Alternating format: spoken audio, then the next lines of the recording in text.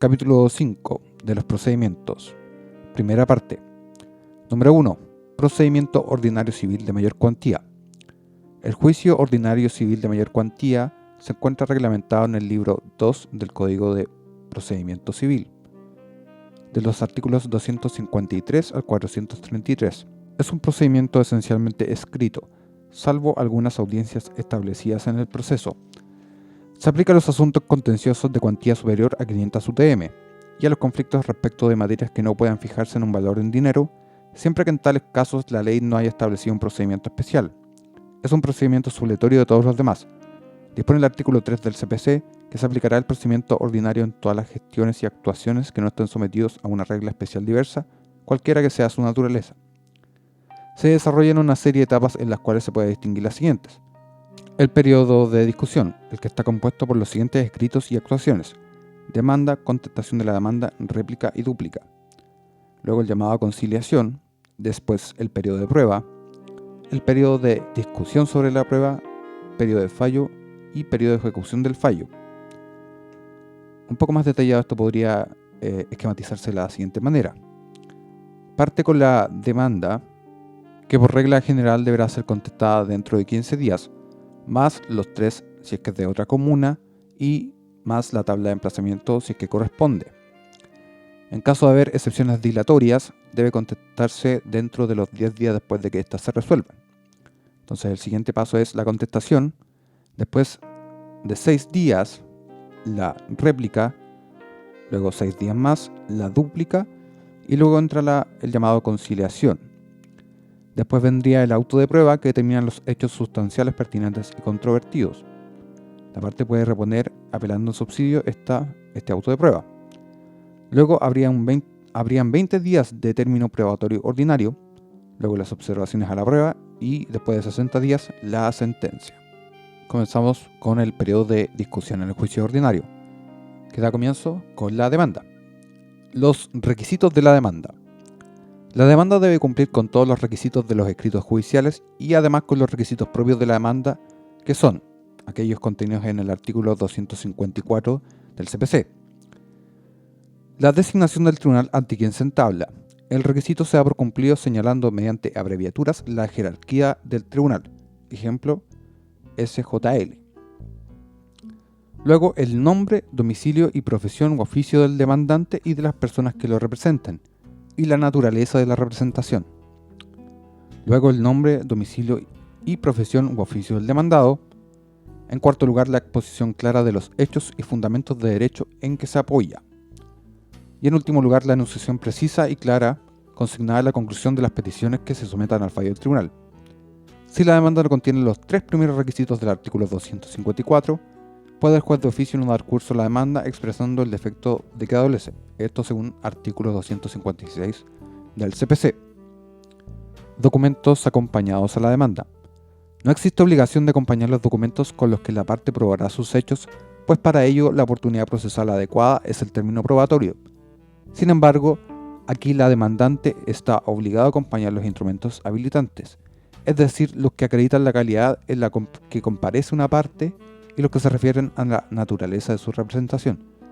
Ejemplo, el que desempeña un mandato.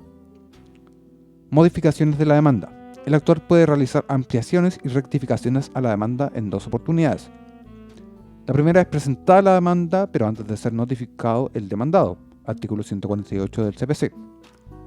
Y la otra es una vez notificada la demanda, pero antes de la contestación, artículo 261 del CPC. La contestación de la demanda. Los requisitos de la contestación. La demanda debe cumplir con todos los requisitos de los escritos judiciales y además con los requisitos propios de la contestación de la demanda, que son aquellos contenidos en el artículo 309 del CPC. En primer lugar, la designación del tribunal ante quien se presente. En segundo lugar, el nombre, domicilio y profesión u oficio del demandado. En caso de no hacerlo, todas las resoluciones que deben notificarse por cédula se darán por el estado diario. En tercer lugar, las excepciones que se oponen a la demanda y la exposición clara de los hechos y fundamentos de derecho en que se apoyan.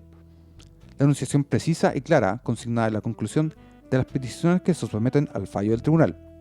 Y en último lugar, la constitución de patrocinio y poder si es su primera presentación. En cuanto a las alegaciones, defensas y excepciones, el contenido de la contestación se refiere a alegaciones o defensas y excepciones En primer lugar tenemos las excepciones perentorias, que tienen por objeto destruir el fundamento de la pretensión e importar la introducción al proceso de un hecho de carácter impeditivo, modificativo o extintivo de la pretensión del actor. Las excepciones anómalas, perentorias, que pueden ser deducidas con posterioridad a la contestación de la demanda durante todo el juicio, hasta la situación para ir sentencia a primera instancia y hasta la vista de la causa en segunda instancia. Estas son prescripción extintiva, cosa juzgada, transacción y pago efectivo de la deuda, siempre que se funde en un antecedente escrito. La reconvención. Esta se tramita y falla conjuntamente con la demanda principal. La réplica. El demandante tendrá el plazo fatal de 6 días para replicar y hacer observaciones a la reconvención si la ha habido. En el escrito de réplica el actor puede ampliar, adicionar o modificar las acciones que haya formulado en la demanda, pero sin que pueda alterar las que sean objeto principal del pleito. La dúplica. El demandado tiene el plazo fatal de 6 días para duplicar y hacer valer observaciones sobre lo alegado por el demandante en su réplica. El demandado en el escrito de dúplica puede ampliar, adicionar o modificar las excepciones que haya formulado en la contestación, pero sin poder alterar las que sean objeto principal del pleito. 1.2. Periodo o trámite de llamado obligatorio a conciliación. Es el segundo periodo o etapa del juicio ordinario y consiste en una audiencia en la cual el juez actúa como amigable componedor entre las partes en la búsqueda de un acuerdo total o parcial respecto de las cuestiones sometidas a juicio. De la conciliación total o parcial se levantará acta que consignará solo las especificaciones del arreglo. La suscribirán el juez, las partes que lo deseen y el secretario, y se estimará como sentencia ejecutoriada para todos los efectos legales. 1.3. Periodo de prueba. Recepción de la causa prueba. Terminado el periodo de discusión y efectuar el llamado obligatorio a conciliación cuando sea procedente, el tribunal procederá a examinar personalmente el proceso y conforme a ello puede, en primer lugar, citar a las partes para oír sentencia cuando el demandado acepta llanamente las peticiones del demandante o cuando en sus escritos no contradice en manera sustancial y pertinente los hechos sobre los que versa el juicio, y recibir la causa a prueba si estima que hay o puede haber controversia sobre algún hecho sustancial y pertinente en el juicio, y fijará en la misma resolución los hechos sustanciales controvertidos sobre los cuales deberá recaer. Notificación de la resolución que recibe la causa prueba. La resolución que recibe la causa prueba se notifica por cedura a las partes. 1.4. Término probatorio. Espacio-tiempo que la ley señala a las partes para rendir prueba en el juicio y particularmente para rendir la prueba testimonial, como para ofrecer las pruebas si no hubieran sido pedidas con anterioridad a su iniciación. Características. Plazo legal por regla general. Para rendir prueba dentro del territorio jurisdiccional del tribunal en que se sigue el juicio, tendrán las partes el término de 20 días. Es un plazo común. Corre para todas las partes a la vez. Es un plazo fatal. Lo es para ofrecer y rendir la testimonial y para solicitar la realización de las otras diligencias probatorias. La clasificación del término probatorio. Término probatorio ordinario. Es la regla general con una duración de 20 días, salvo que las partes de común acuerdo convengan reducirlo. Término probatorio extraordinario. Para rendir prueba dentro del territorio de la República, pero fuera del territorio jurisdiccional del tribunal en que se sigue el juicio. Y también es para rendir prueba fuera del territorio de la República. El término probatorio extraordinario corresponde al aumento de la tabla de emplazamiento y corre inmediatamente luego el término probatorio ordinario, para el caso que el demandado deba ser notificado en otro territorio jurisdiccional o fuera del territorio de la República. Se forma una tabla de días de aumentos de plazos que cada 5 años la Corte Suprema, tomando en consideración las distancias y las facilidades o dificultades que existan para las comunicaciones. Término probatorio especial o término especial de prueba. Hay diversas situaciones en que no es posible rendir la prueba sin culpa de las partes, contemplándose distintas situaciones en las cuales el tribunal puede dar lugar a términos especiales de prueba. En primer lugar, un entorpecimiento que imposibilita la recepción de la prueba durante el probatorio, sea absoluto o en un lugar determinado. Se debe reclamar del obstáculo en el momento de presentarse o dentro de los 3 días siguientes. El término especial durará el número de días que dure el entorpecimiento. Término especial para rendir prueba de testigos iniciada oportunamente y un término especial por inasistencia del juez de la causa. Los medios de prueba son A. Instrumentos. B. Testigos. C. Confesión de parte. D. Inspección personal del tribunal. E. Informes de peritos. Y F. Presunciones. Cabe señalar que conforme a lo dispuesto en el artículo 428 del CPC, entre dos o más pruebas contradictorias y a falta de ley que resuelva el conflicto, los tribunales preferirán la que crean conforme a la verdad. A. Instrumentos. Instrumento es todo aquel documento que da cuenta de un hecho, y pueden ser públicos o privados. Instrumento público es el autorizado con las solemnidades legales por el competente funcionario, y el instrumento privado, en cambio, es aquel que no cumple con tales requisitos. La prueba instrumental puede ser producida por las partes o el tribunal, en este último caso solo como medida para mejor resolver. Los instrumentos podrán presentarse en cualquier estado del juicio hasta el vencimiento del término probatorio en primera instancia y hasta la vista de la causa en segunda instancia. 1. Instrumentos públicos. Se acompañan con citación. Para este efecto, y como dispone el artículo 342 del CPC, son considerados como instrumentos públicos en juicio siempre que en su otorgamiento se hayan cumplido las disposiciones legales que dan este carácter. A. Los documentos originales. B. Las copias dadas con los requisitos que las leyes prescriban para que hagan fe respecto de toda persona, o, a lo menos, respecto de aquella contra quien se hagan valer. C. Las copias que, obtenidas sin estos requisitos, no sean objetadas como inexactas por la parte contraria dentro de los 3 días siguientes a aquel en que se le dio conocimiento de ellas. D. Las copias que, objetadas en el caso del número anterior, sean cotejadas y halladas conforme con sus originales o con otras copias que hagan fe respecto de la parte contraria. E. Los testimonios que el tribunal mande agregar durante el juicio, autorizados por su secretario u otro funcionario competente y sacados de los originales o de copias que reúnan las condiciones indicadas en el número anterior. Y F. Los documentos electrónicos suscritos mediante firma electrónica avanzada. El instrumento público hace plena fe entre las partes del hecho de haberse otorgado, y no solo de ello, sino que al hecho de haberse otorgado realmente por las personas y de la manera que en el instrumento se expresa. Además, hace plena prueba entre las partes sobre su fecha. Respecto de terceros, tiene pleno valor probatorio en cuanto al hecho de haberse otorgado y en cuanto a su fecha, al igual que entre las partes. En cuanto a su contenido, hace plena fe tanto entre las partes como frente a terceros. 2. Instrumentos privados. Para estos efectos se debe distinguir si emana de un tercero o de las partes. Si es de un tercero, se le debe citar como testigo para que declare sobre él. Si es de las partes, para que se tenga por reconocido, debe encontrarse en una de las situaciones escritas por el artículo 346 del CPC. Esto es: A. Cuando así lo ha declarado en el juicio la persona a cuyo nombre aparece otorgado el instrumento o la parte contra quien se hace valer. B. Cuando igual declaración se ha hecho en un instrumento público o en otro juicio diverso.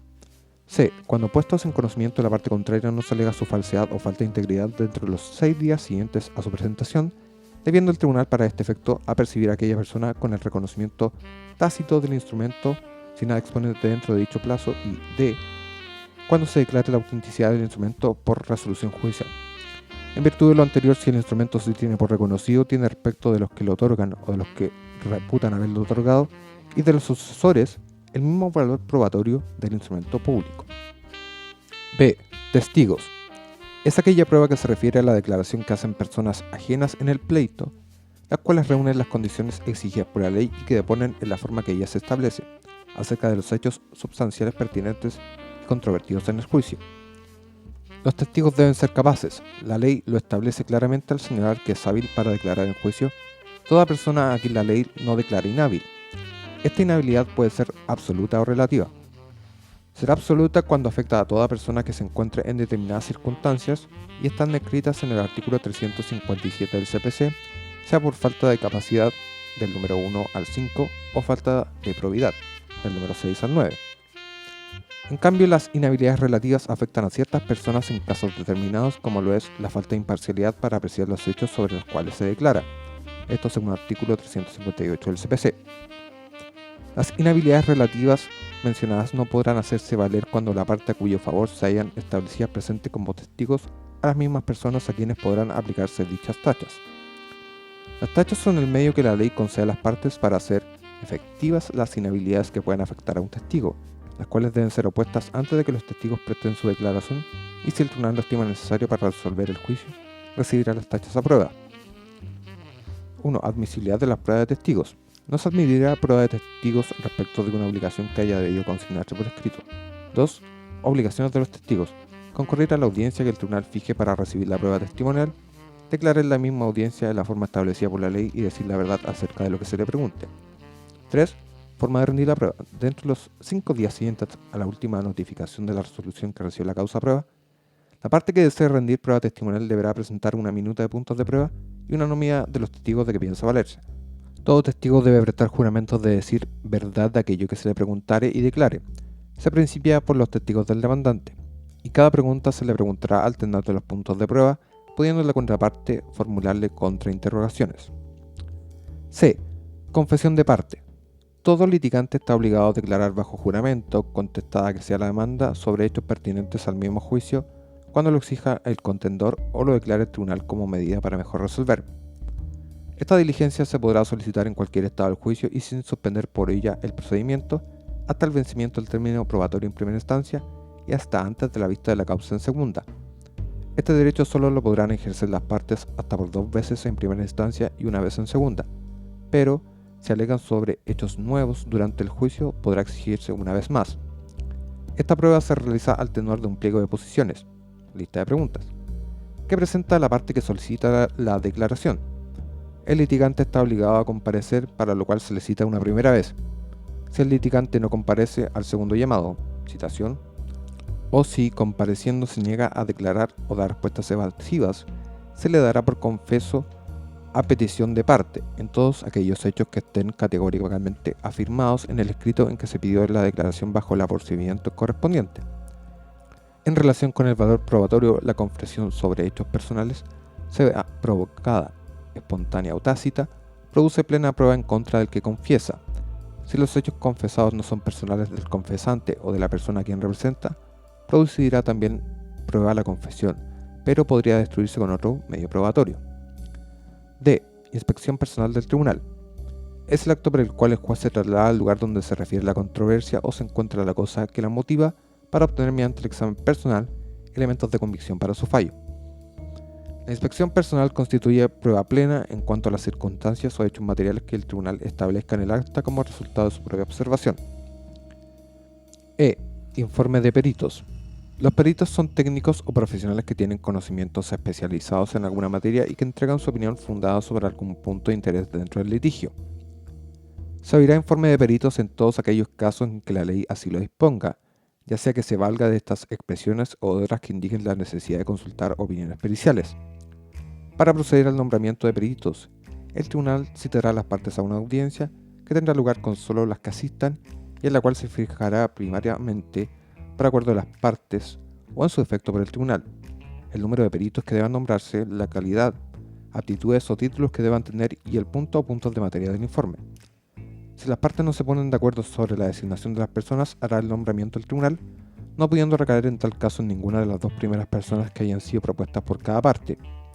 Los tribunales apreciarán la fuerza probatoria del dictamen de peritos en conformidad a las reglas de la sana crítica. F. Presunciones. Las presunciones son legales o judiciales. Las legales se arreglan por lo establecido en el Código Civil, artículo 47. Las que deduce el juez deberán ser graves, precisas y concordantes.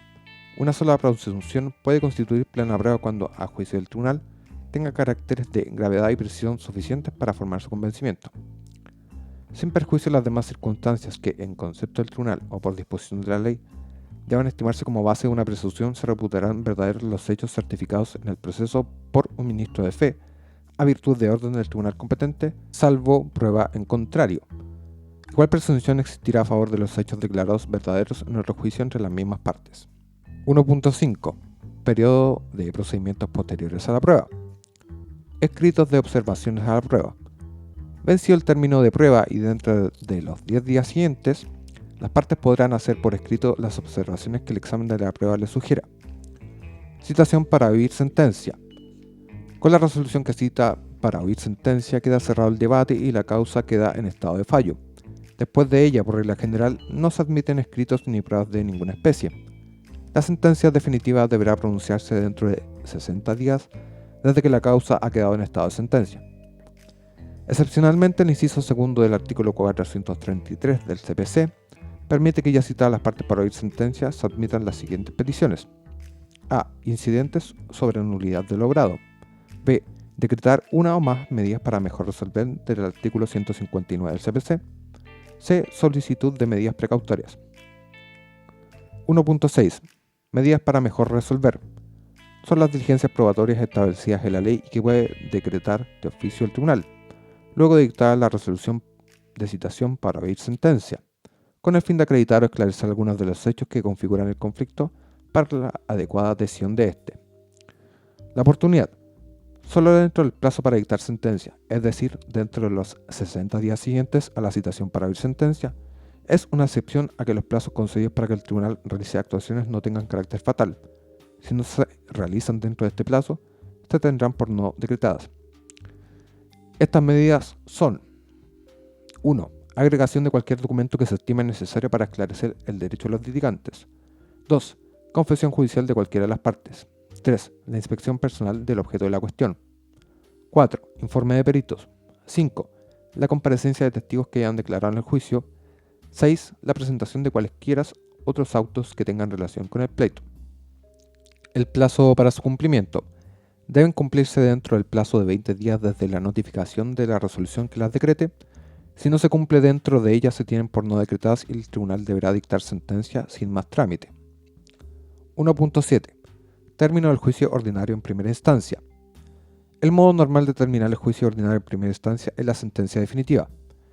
Se entiende que una sentencia resuelve un asunto cuando ella se pronuncia sobre todas las acciones y excepciones interpuestas por las partes en tiempo y forma. Sin embargo, existen otros medios anormales de ponerle fin. Entre ellas tenemos la conciliación, el avenimiento, desistimiento, abandono del procedimiento, transacción y compromiso. La sentencia definitiva. A contar de la notificación de la resolución que cita a las partes a oír sentencia, o desde que se cumple una medida para mejor resolver, el juez tiene un plazo de 60 días para dictar sentencia definitiva. Esto según el artículo 162, inciso 3 del CPC. Si el juez no dicta la sentencia dentro de este plazo, incurre en responsabilidad funcionaria. La sentencia definitiva de primera instancia se notifica por cédula, según artículo 48, inciso 1 CPC, sin perjuicio de su anotación en el estado diario, lo cual no implica notificación. Artículo 162, inciso final, también del CPC. Notificada la sentencia, las partes pueden deducir los recursos procesales que correspondan. Si no los deducen, una vez transcurridos los plazos para ello, la sentencia queda firme o ejecutoriada, debiendo el secretario certificar este hecho a continuación del fallo, según artículo 174 del CPC. Si se deducen recursos, se entiende que la sentencia queda firme o ejecutoriada cuando se notifique el decreto que la manda cumplir una vez terminados los recursos deducidos. 1.8. Recursos procesales. Son los medios que la ley confiere a las partes para obtener que se modifique, enmiende o invalide una resolución judicial. El recurso de apelación. Es un recurso ordinario que tiene por objeto obtener del Tribunal Superior respectivo que enmiende con arreglo de derecho la resolución del inferior. Para que sea procedente, la sentencia apelada debe causar agravio a la parte que recurre, el cual tiene lugar cuando existe una diferencia entre lo pedido por una parte al juez y lo que éste concede al peticionario, perjudicando a éste la diferencia entre lo pedido y concedido. El plazo por regla general son 5 días hábiles desde la notificación de la resolución. Si es sentencia definitiva, el plazo es de 10 días hábiles. El recurso de hecho. Regulado en los artículos 196 y 203 al 206 del CPC. Existen dos tipos de recurso de hecho. El verdadero recurso de hecho, que es aquel que se interpone ante el Tribunal Superior Jerárquico en contra de la resolución del Tribunal de Primera Instancia, que deniega una apelación procedente, en el plazo establecido en el artículo 200 del CPC, desde notificada la inadmisibilidad, esto por el estado diario. El falso recurso de hecho, que es aquel que se interpone ante el Tribunal Superior Jerárquico en contra de la resolución del Tribunal de Primera Instancia, que concede un recurso de apelación improcedente o en un efecto contrario al debido, en el plazo establecido en el artículo 200, contado desde su ingreso a la Secretaría. Ambos se interponen por escrito ante el Tribunal de Alzada.